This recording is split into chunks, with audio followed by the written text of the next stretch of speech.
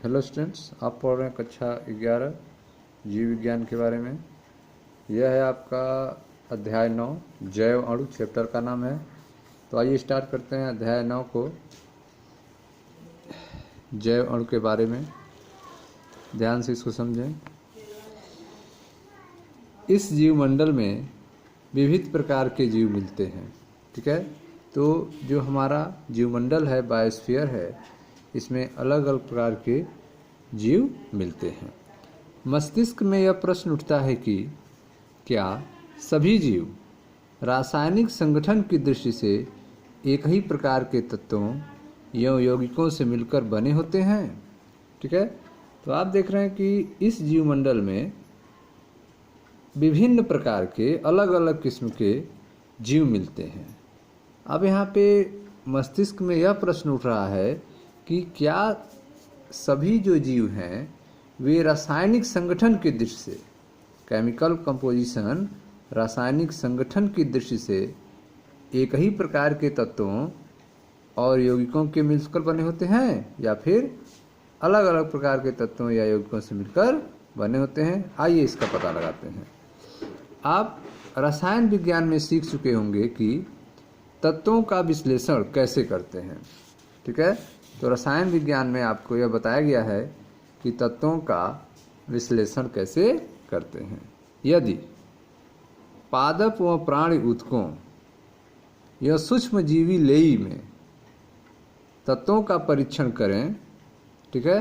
तो यदि पादप व प्राणी ऊतकों या सूक्ष्मजीवी लेवी, ठीक है, सूक्ष्मजीवी लेई में तत्वों का परीक्षण करें तो हमें कार्बन, हाइड्रोजन, ऑक्सीजन व अन्य तत्वों की एक सूची प्राप्त होती है, ठीक है। तो यदि हम पादप, प्राणी ऊतक और सूक्ष्मजीवी लेई में तत्वों का परीक्षण करें तो उनमें हमें क्या मिलेगा? तो कार्बन, हाइड्रोजन, ऑक्सीजन और अन्य तत्वों की एक सूची प्राप्त होती है, जिनकी मात्रा जीव ऊतकों के प्रति इकाई मात्रा में भिन्न भिन्न होती है, ठीक है। इनकी मात्रा जो है वह जीव इकाई, इनकी मात्रा जो है जीव इकाई में भिन्न भिन्न होती है। यह नहीं है कि इनकी मात्रा जो है वह जीव ऊतक के प्रति इकाई में समान हो। जीव ऊतक के प्रति इकाई में इनकी मात्रा अलग अलग होती है, भिन्न भिन्न होती है। यदि उपरोक्त परीक्षण निर्जीव पदार्थ, ठीक है, जो भी बातें आपको बताई गई ऊपर, यदि उपरोक्त परीक्षण निर्जीव पदार्थ जैसे कि भूपर्पटी के एक टुकड़ों का करें, अर्थ क्रस्ट के एक टुकड़े का करें, तब भी हमें तत्वों की उपरोक्त सूची प्राप्त होती है, ठीक है। यदि हम अर्थ क्रस्ट, भूपर्पटी के एक टुकड़े का यदि परीक्षण करें, उसकी जांच करें, तो हमें तत्वों की उपरोक्त सूची मिलेगी, ठीक है, प्राप्त होगी, जिसमें हाइड्रोजन, ऑक्सीजन और अन्य तत्व होंगे। लेकिन उपरोक्त दोनों सूचियों में क्या अंतर है, ठीक है, इन दोनों सूची में क्या डिफरेंस है, क्या अंतर है? सुनिश्चित तौर पर उनमें कोई अंतर नहीं मिलता है। सुनिश्चित तौर पे अगर देखा जाए तो उनमें कोई डिफरेंस नहीं होता है। सभी तत्व जो भूपर्पटी के नमूने में मिलते हैं वे सभी जीव ऊतकों के नमूने में भी मिलते हैं, ठीक है। तो जो भी तत्व हैं सुनिश्चित तौर पर उनमें कोई अंतर नहीं मिलता।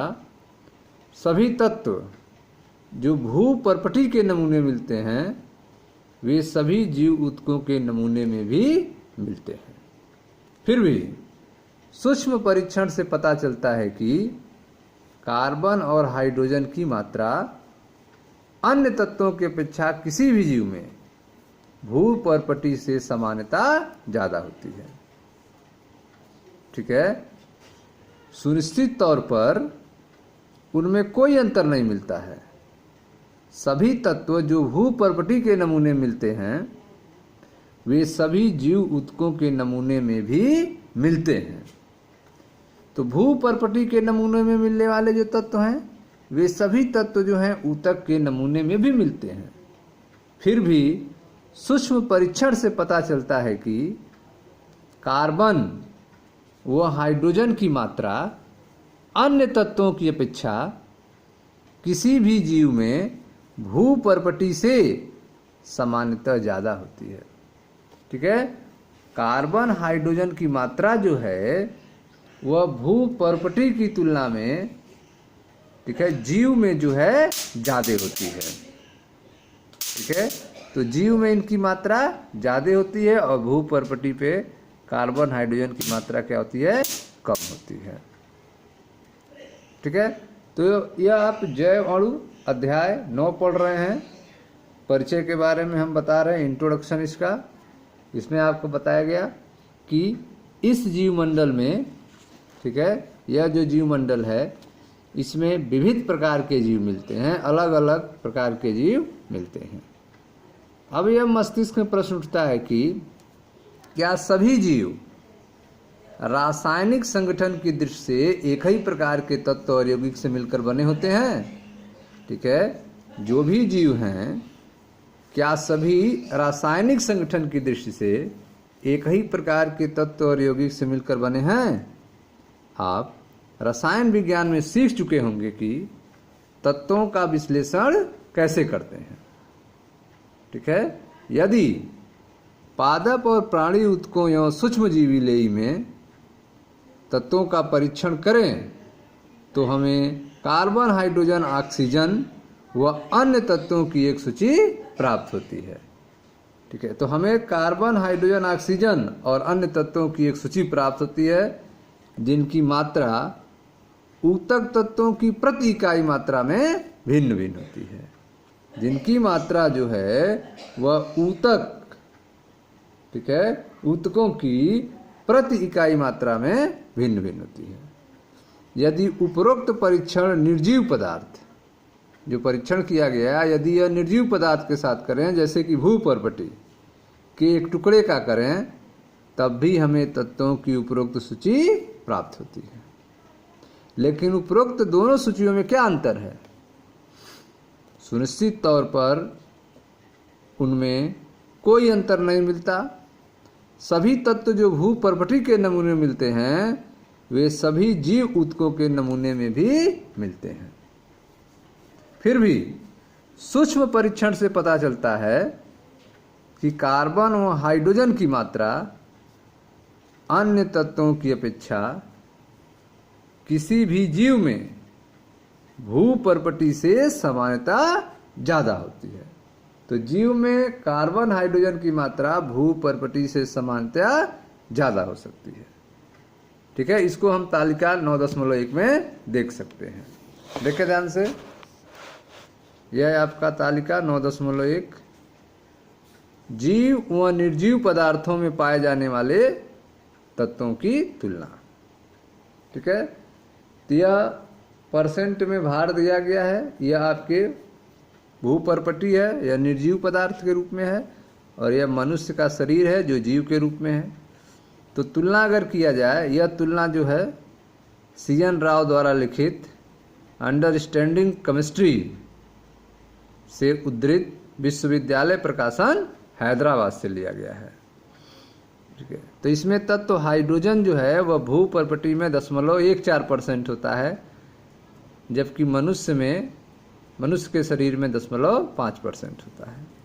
कार्बन जो है वह भूपर्पटी में 0.03% है, जबकि मनुष्य शरीर में 18.5 है। ठीक है, ऑक्सीजन 46.6% है भूपर्पटी में, जबकि मनुष्य में 65% है। नाइट्रोजन बहुत थोड़ा होता है भूपर्पटी में, जबकि मनुष्य के शरीर में 3.3% होता है। सल्फर 0.03 है, जबकि मनुष्य में 0.3 है।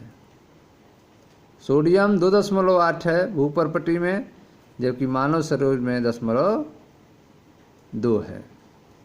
कैल्शियम मानव, ठीक है, भूपर्पटी में 3.6 है, लेकिन मानव शरीर में इससे कम 1.5 है। ठीक है। मैग्नीशियम जो है भूपर्पटी में 2.1 है, लेकिन मानव शरीर में कम 0.1 है। सिलिकॉन भूपर्पटी में 27.7 है, मनुष्य के शरीर में यह नगण्य होता है। ठीक है। तो इस तरह से आप देख रहे हैं कि जीव और निर्जीव पदार्थ में पाए जाने वाले तत्वों की तुलना की सारणी आपने देखा। ठीक है। तो भूपर्पटी में और जीव में आपने तुलना देखा। हाइड्रोजन, कार्बन और हाइड्रोजन की अगर बात की जाए तो कार्बन आप देख रहे हैं भूपर्पटी में 0.03 है, लेकिन जीव में है 18.5। ठीक है। तो इसका मतलब जीव के शरीर में कार्बन की मात्रा अधिक होती है, जबकि भूपर्पटी में कम होती है 0.03। हाइड्रोजन की मात्रा भी अगर देखा जाए तो भूपर्पटी में कम होती है और शरीर में जो है अधिक होती है 0.5। ठीक है स्टूडेंट्स। तो इस तरह से आपने तालिका में देखा जीव और निर्जीव पदार्थों में पाए जाने वाले तत्वों की तुलना किया। ठीक है स्टूडेंट्स, थैंक यू।